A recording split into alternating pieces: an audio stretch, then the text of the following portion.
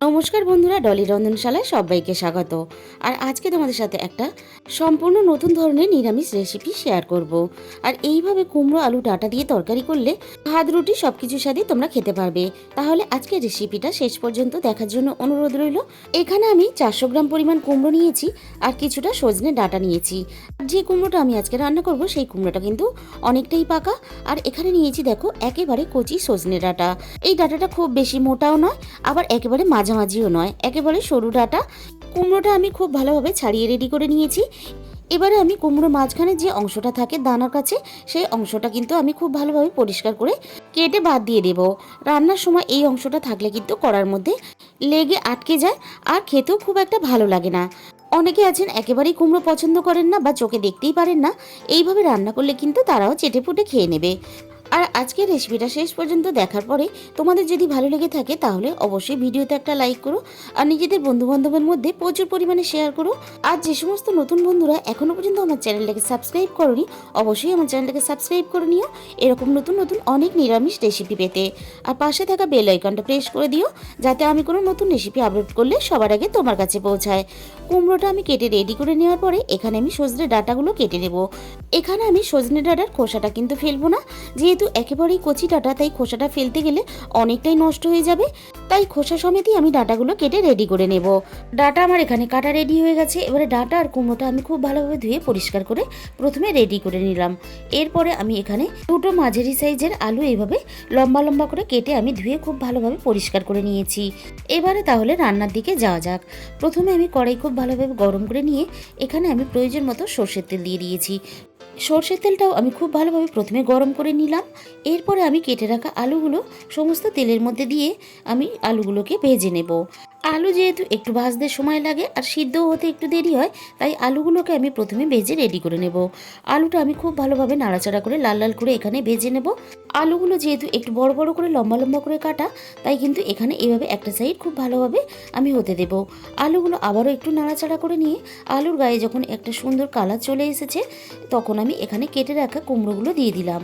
আলু আর কুমড়ো এবারে একসাথেই আমি এখানে নাড়াচাড়া করে ভেজে নেব। আর এইভাবে পাকা কুমড়ো রান্না করলে কুমড়োটা কিন্তু এইভাবে একটু বড় বড় টুকরো করে কেটে নিতে হবে, না হলে অনেকটাই গলে যাবে। এবার আমি স্বাদ মতো লবণ দিয়ে আবারও আমি আলু কুমড়োটাকে খুব সুন্দর করে নাড়াচাড়া করে ভেজে নেব। তোমরা হয়তো কুমড়োর অনেক রকমের রেসিপি বানিয়ে খেয়েছো, আর একঘেয়েমি ঝোল তরকারি বা ভাজা খেতে ভালো লাগে না। তাই একঘেয়েমি রেসিপি না খেয়ে একটু ঘুরিয়ে ফিরিয়ে এই চেনা জিনিসের রান্না করলে খেতেও ভালো লাগে আর পরিবারের লোকজনেরাও খেয়ে খুশি হবে। কুমড়ো আর আলু খুব ভালোভাবে ভেজে নিয়ে আমি এবারে কুমড়ো আর আলুটাকে কড়াই থেকে তুলে নেব। এখানে আমি কুমড়ো আর আলুটা একসাথেই ভেজে নিয়েছি, তোমরা চাইলে কিন্তু আলাদা আলাদা করেও ভেজে নিতে পারো। আবারও আমি ওই একই তেলের মধ্যে 1 চামচ পরিমাণ আরও সর্ষের তেল এখানে দিয়ে দিলাম। তেলটা খুব ভালোভাবে গরম হয়ে যাওয়ার পরে এখানে ফোড়নে দিয়ে দিলাম অল্প একটু 5 ফোড়ন, আর দিয়ে দেবো এখানে একটা তেজপাতা কুচি। এবার আমি এখানে দিয়ে দিলাম দুটো শুকনো লঙ্কা। এবার আমি এখানে ফোড়নটাকে 3 থেকে 4 সেকেন্ড একটু নাড়াচাড়া করে ভেজে নেব। ফোড়নটাকে একটু ভেজে নেওয়ার জন্য ফোড়ন থেকে একটা সুন্দর গন্ধ বেরিয়ে এসেছে। এবারে আমি এখানে দিয়ে দিলাম 1 চামচ পরিমাণ আদা বাটা। আদাটা একটু নাড়াচাড়া করে আমি এখানে ফোড়নের সাথে ভেজে নেব যতক্ষণ না আদার কাঁচা গন্ধটা চলে যায়। আদাটা খুব সুন্দর করে ভেজে নেওয়ার পরে এখানে আমি দিয়ে দিলাম একটা ছোট সাইজের টমেটো কুচি। এবারে টমেটো আর আদাটাকে আবারও আমি একসাথে নাড়াচাড়া করে ভেজে নেব। এবারে আমি টমেটোর মধ্যে দিয়ে দেবো স্বাদ মতো লবণ। এখানে লবণের পরিমাণটা একটু বুঝে ব্যবহার করতে হবে, যেহেতু কুমড়ো আর আলু আমি লবণ দিয়ে ভেজে নিয়েছি। আর টমেটোটা একটু নাড়াচাড়া করে ভেজে নেব যাতে টমেটোর কাঁচা গন্ধটা চলে যায়। টমেটোটা সুন্দরভাবে নরম হয়ে গেছে। এরপরে মশলা দিয়ে দেব। দিয়ে দিলাম 1 চামচ পরিমাণ হলুদ গুঁড়ো, আর দিয়ে দিলাম 1/2 চামচ পরিমাণ জিরে গুঁড়ো আর 1/2 চামচ পরিমাণ ধনে গুঁড়ো। এখানে কিন্তু আমি ঝাল লঙ্কার গুঁড়ো ব্যবহার করব না, পরে আমি কাঁচা লঙ্কার ঝাল ব্যবহার করব। তোমরা চাইলে এখানে ঝাল লঙ্কার গুঁড়ো ব্যবহার করতে পারো। যাতে না মশলাটা পুড়ে যায় তার জন্য আমি এখানে অল্প একটু জল দিয়ে দিয়েছি।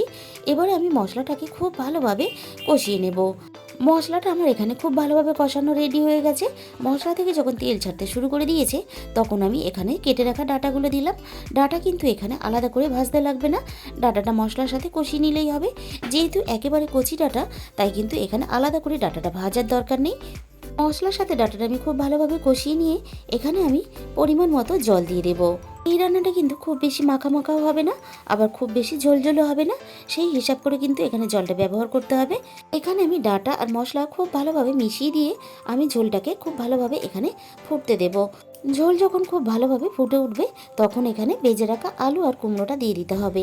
কুমড়ো কিন্তু খুব বেশি সিদ্ধ হতে সময় লাগবে না, ভাজার সাথে সাথেই কিন্তু কুমড়োটা খুব ভালোভাবে প্রায় সিদ্ধ হয়ে এসেছে। আর এইভাবে কুমড়োর ঝোল রান্না করলে তাহলে কুমড়োটা একটু মোটা মোটা করে কেটে নিতে হবে। এখানে আমি ঢাকা চাপা দিয়ে দিলাম সিদ্ধ হওয়ার জন্য। মিনিট 10 পরে আমি ঢাকা খুলে দেখে নেব কুমড়ো, আলু আর ডাঁটা সব কিছু খুব ভালোভাবে সিদ্ধ হয়েছে কিনা। কুমড়ো, ডাঁটা, আলু এখানে সব কিছু কিন্তু খুব ভালোভাবে সিদ্ধ হয়ে গেছে। যেহেতু নিরামিষ কুমড়োর তরকারি তাই এখানে স্বাদ মতো চিনি দিয়ে দিলাম। আর আগে থেকে আমি 1 চামচ পরিমাণ সর্ষে আর ঝালের জন্য কয়েকটা কাঁচা লঙ্কা এখানে বেটে রেখেছিলাম। সর্ষে আর কাঁচা লঙ্কা বাটাটা আমি তরকারির মধ্যে দিয়ে দিলাম। এবার আমি দিয়ে দেবো মিক্সির বাটি দেওয়া অল্প একটু জল। সবজির সাথে খুব ভালোভাবে আমি এখানে সর্ষে আর কাঁচা লঙ্কা বাটাটা এইভাবে হালকা হাতে নাড়াচাড়া করে মিশিয়ে দেবো, যাতে কুমড়োটা একেবারে না ঘাঁটা ঘাঁটা হয়ে যায়। সর্ষে বাটাটা দেওয়ার পরে আমি এখানে 3 থেকে 4 মিনিট এইভাবে রান্না করে নেব। আর সর্ষে আর কাঁচা লঙ্কার ফ্লেভারটা দুর্দান্ত লাগে এই রান্নাতে। আর এরকম একটু ঝোলঝোল অবস্থাতেই আমি তরকারিটা নামিয়ে নেব। রেডি হয়ে গেল একটা সম্পূর্ণ নতুন স্বাদের কুমড়ো আলু ডাঁটার তরকারি রেসিপি। আর তোমাদের মূল্যবান সময় দিয়ে আমার এই রেসিপিটা দেখার জন্য তোমাদের সবাইকে অসংখ্য ধন্যবাদ। তাহলে আজকে এই পর্যন্ত, দেখা হবে অন্য কোনো রেসিপির সাথে। সবাই সুস্থ থাকবেন, ভালো থাকবেন, সাবধানে থাকবেন।